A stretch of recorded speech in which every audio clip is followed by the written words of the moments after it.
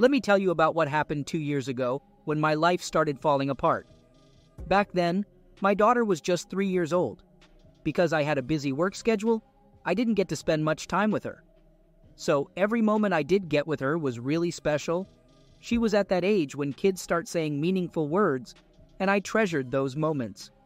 My wife was a stay-at-home mom, so she took care of most of the parenting responsibilities. Meanwhile, I was working 6 days a week because I had recently been promoted to a job that I wasn't fully qualified for, but paid well. On top of that, we were expecting another baby. Since my daughter started talking, it's been a lot of fun to be around her. She started speaking a bit later than other kids her age, but now she won't stop talking, and I absolutely love it.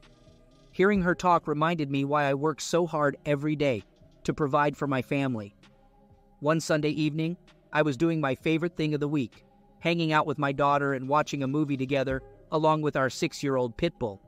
I really enjoy it when she comments on what she sees on TV. If there's a cat, she mentions my grandma's cat's name. If there's a dog, she shouts out the name of our pit bull.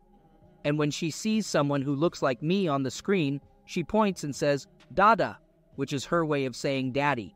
If she sees someone who resembles my brother, she says uncool, meaning uncle, and so on. She keeps doing this until she gets tired or falls asleep. Nowadays, most PG-13 movies have some romantic scenes, and I don't watch R-rated movies with my 3-year-old. But it's hard to find a movie without romance these days. We were watching Wonder Woman 1984, which isn't really a romantic movie. It's family-friendly, and something I can enjoy with my daughter. Plus, it has a female superhero as the main character, and I hope that empowers her as a woman and boosts her self-esteem as she grows up. Then came the part in the movie where Gal Gadot, the actress playing Wonder Woman, had a romantic scene with Chris Pine. That's when things got interesting. During that scene, my daughter said, "That's Mama and Udo." She called her mother Mama and me Dada. But who is this Udo? At first, I thought she must have misspoken. We have family members who visit often, but I've never heard her call anyone Udo before. I had no idea who Udo could be. I pondered her words for a few minutes, and then I decided to rewind the romantic scene to see if she would say Udo again. And sure enough, she said Udo once more. I turned to her and looked into her innocent, beautiful eyes. Softly, I asked her, "Who is Udo?" She pointed to the ceiling, which didn't make any sense to me. I thought maybe she was pointing to God or something. To test it further, I played a different movie with a romantic scene to see if she would react the same way. And to my surprise, my daughter said the exact same thing. It made me wonder if she was trying to tell me something, but I had no idea what it could be. Who is Udo became the biggest mystery for me at that time. Some people may argue that you can't trust what children remember or say, and I would usually agree with that. However, around that time, I read a news story about a 3-year-old who remembered their past life and even identified their murderer. Children can sometimes have a special wisdom, especially at that age. I know that story was about reincarnation, and my situation was different because it happened in the present. Still, it had a deep impact on me, and the uncanny similarities in age and the recent encounter with that story made me believe that children were oracles. It was such a surreal situation, and the biggest mystery for me was figuring out who is Udo. I couldn't possibly ask my wife about Udo because she might lie to me. Back then, I had complete trust in my wife and expected nothing but honesty from her. Speaking of my wife, she was born in the Middle East and came to America with her family as a teenager. She was raised as a Muslim. My parents also migrated from the same country as hers, but I was born here in the U.S. We were introduced through family connections, so our marriage had strong family support. We both identify as Muslims, but we're not extremely religious. We observe Islamic traditions and festivities and attend mosque on Fridays. Sometimes my wife wears a hijab, but it's her choice, and I don't ask her to do it. Honestly, I don't really mind either way. She's 26 years old and I'm 32. She's studying psychology in college, and before we started a family, she worked as a high school teacher.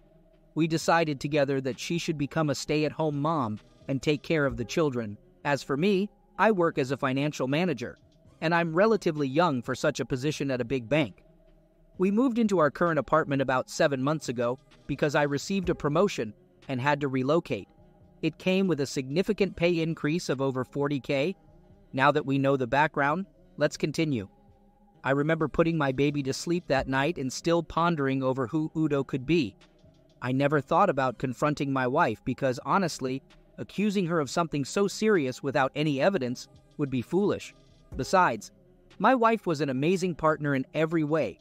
She was obedient, took care of household chores, cooked delicious meals, and we had a healthy bed life. There were no red flags whatsoever. So why would I accuse her of having an affair just because my daughter saw a movie scene and mentioned Mama and Udo? It seemed like a far-fetched idea. I don't know who Udo is, and it could very well be just a figment of my daughter's imagination. Accusing someone without solid proof is a serious matter, and once spoken, it can't be taken back. My next step is to find out who Udo really is. Even though the thought of my wife having an affair with Udo tormented me, I completely forgot about it the next day and carried on with my usual routine. Fast forward 2 months, it had been 9 months since we moved to our new apartment. One day, we were walking our dog at a community park near our place. It was me, my daughter, my wife, and our dog. Suddenly, we crossed paths with a man who was also walking his dog, coming from the opposite direction. The interesting thing was that my dog seemed to recognize his dog right away. Both dogs acted like they knew each other, and my dog started running toward the stranger and his dog.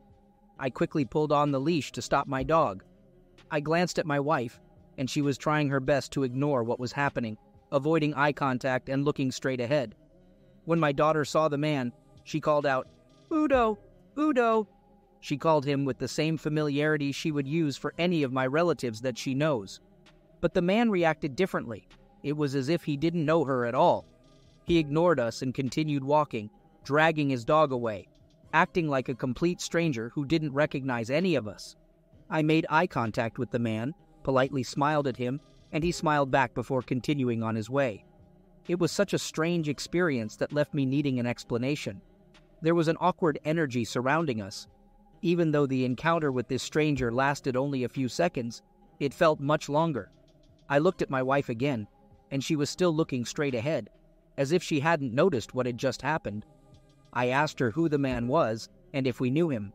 She responded dismissively, saying he was just an upstairs neighbor, as if she barely knew him.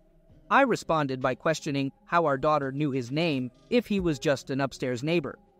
My wife explained that the man had a habit of letting his dog off the leash, and his dog would come looking for our dog. They had interacted several times, and he would greet our daughter. It seemed like a reasonable explanation, right? But there was one thing that bothered me. Remember 2 months ago when my daughter saw a romantic scene in a movie and called out Mama and Udo? That same Udo is the person my daughter just called out to, who turned out to be our neighbor. Coincidence? I don't think so. And when I asked my daughter who Udo was back then, she pointed to the ceiling. Strange, isn't it? Now my wife has confirmed that Udo is indeed an upstairs neighbor. This can't be just a coincidence. Something is going on here, and I was determined to find out what it is. My wife was acting oddly and being secretive. I never thought she would lie to me, and I hadn't caught her in a lie before, but there was a suspicious feeling in the air. We walked in silence for the rest of our walk after the encounter with Udo.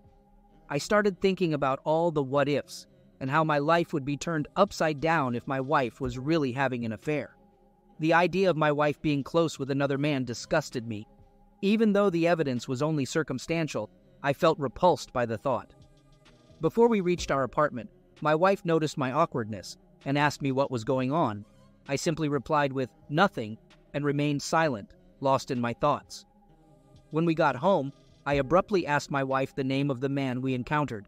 She seemed upset and claimed she didn't know. The sudden question surprised her, and I could tell she sensed that I suspected something, but it wasn't the right time to confront her. I was determined to gather evidence. That's all I could think about the next day. Where there's smoke, there's fire, right? I went online in search of answers. I found forums where I could share my story and document it so I wouldn't keep it all bottled up inside. Plus, I hoped to find support, and maybe someone who had gone through a similar situation and knew how to find out if my wife was having an affair with Udo. Perhaps someone would tell me I was just being paranoid and risking my marriage for no reason. The first thing I needed to find out was the real name of the guy. If his name wasn't actually Udo, maybe Udo was just his dog's name. In that case, my suspicion would fall apart because it's impossible for Mama to be romantically involved with a dog. I also realized that I shouldn't take my daughter's words too seriously. She's only a 3-year-old, and her imagination can run wild. People on the forum suggested hiring a private investigator to uncover the upstairs neighbor's identity. I couldn't go snooping through his mail or follow him myself due to my busy schedule. Taking time off work to track his movements and find out his profession seemed tempting, but hiring a private investigator would be more convenient, less expensive, and emotionally draining. I found a private investigator online who specialized in infidelity cases. I provided him with the gate code to my apartment and explained my schedule. His first task was to discover the neighbor's name, where he worked, his schedule, and his relationship with my wife. The first week of investigation was stressful. I had to act normal around my wife and go about my daily routine as if nothing was happening. I wanted her to let her guard down and not suspect anything. I made sure to stay at work longer than usual. It was important for me not to harbor any hate towards my wife at this stage. I was still in the process of finding out the truth, and everything was based on speculation and circumstantial evidence. After a week, I met up with the private investigator at a prearranged spot to hear his report. He informed me about the man's findings. He discovered that the man's first name is Hugo, but for obvious reasons, I can't disclose his full last name. Hugo is 36 years old. The investigator shared that Hugo is recently divorced and has 2 kids. He shares custody with his ex-wife, who got the house in their divorce settlement. That's why he's living in our apartment. Hugo has a girlfriend and is into fitness. The investigator revealed that Hugo works as a logistics manager at a distribution company. He has several employees under him, most of whom are female.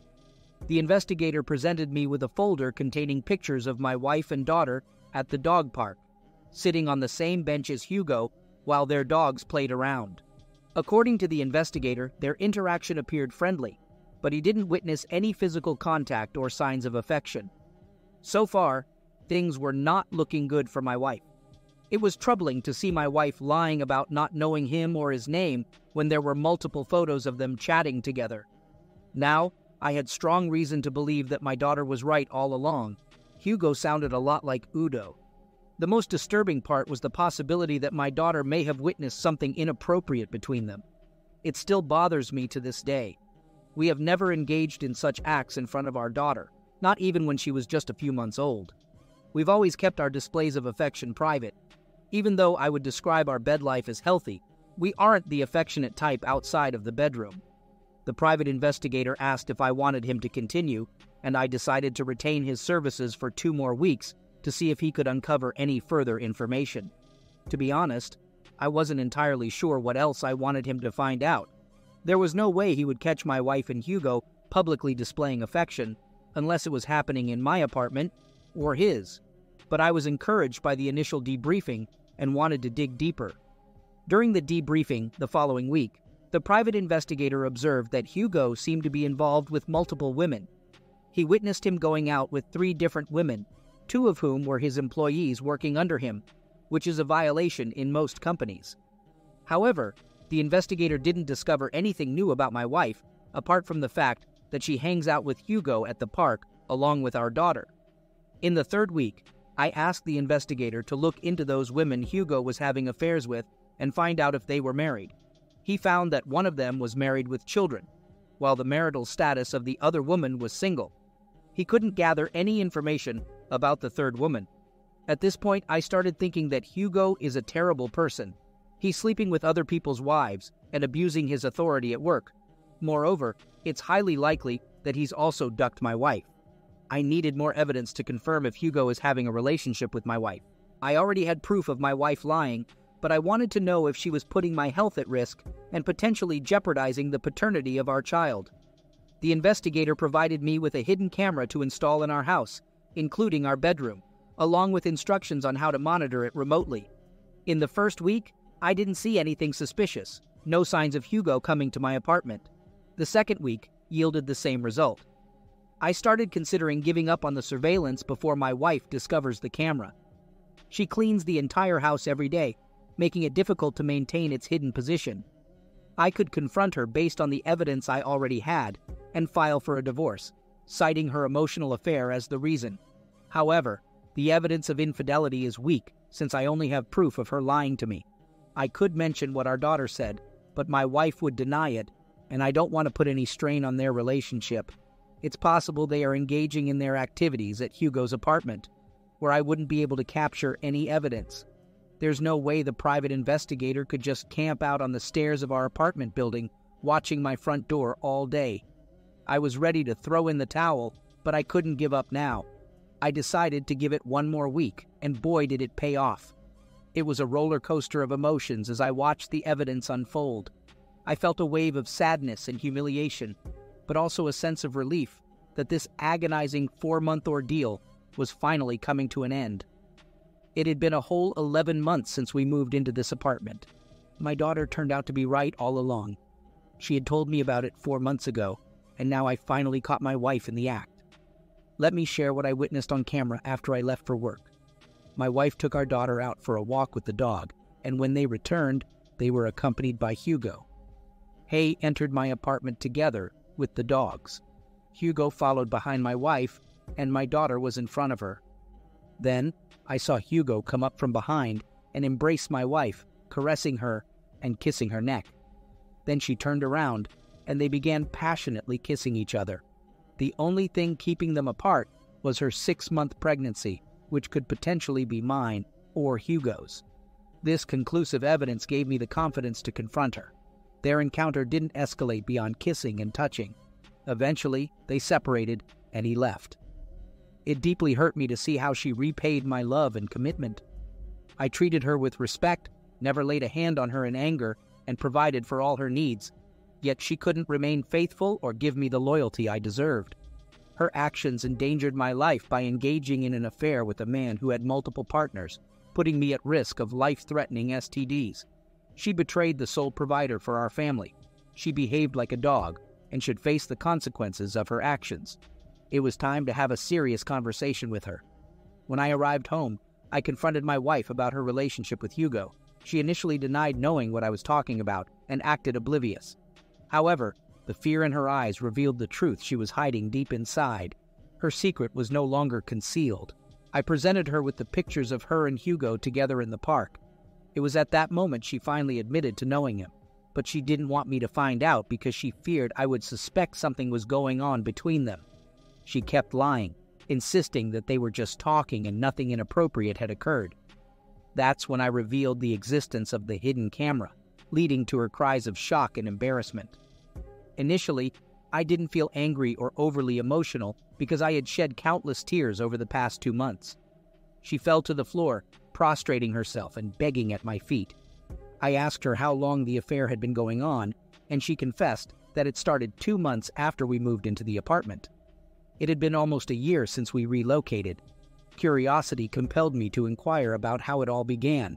According to her, they met at the park and started chatting. He claimed to be a fitness trainer and had a small gym set up in his apartment.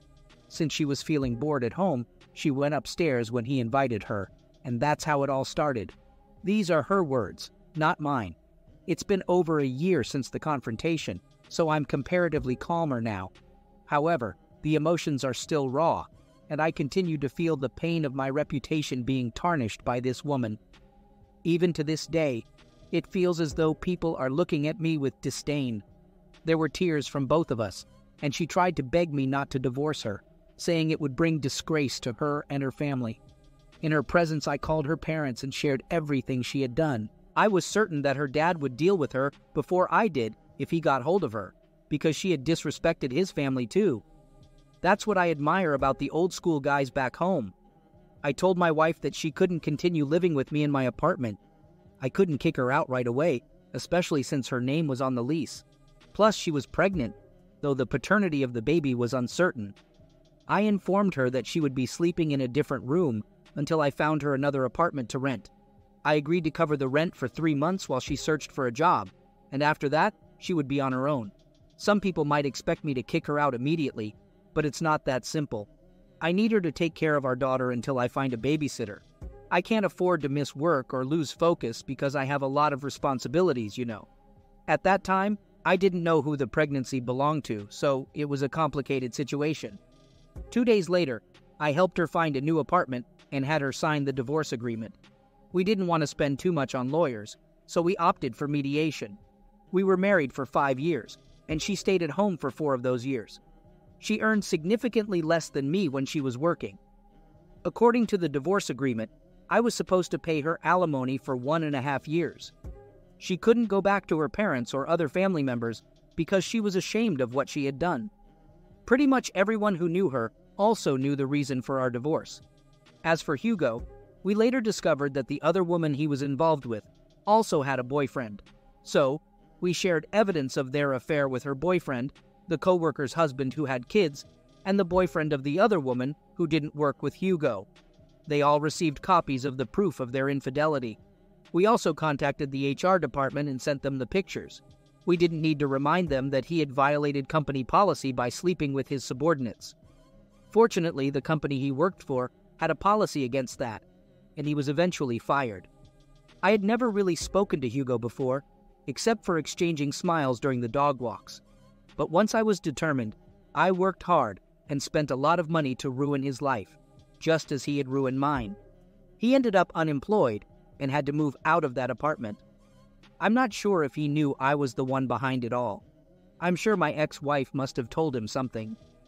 About 6 months after my daughter informed me about her mother and Hugo, my ex-wife gave birth. Even though we weren't living together, I went to the hospital to check if the baby was mine.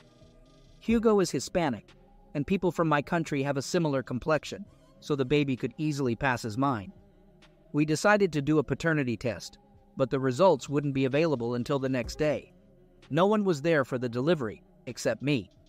It was different from when our daughter was born, and the whole village was at the hospital.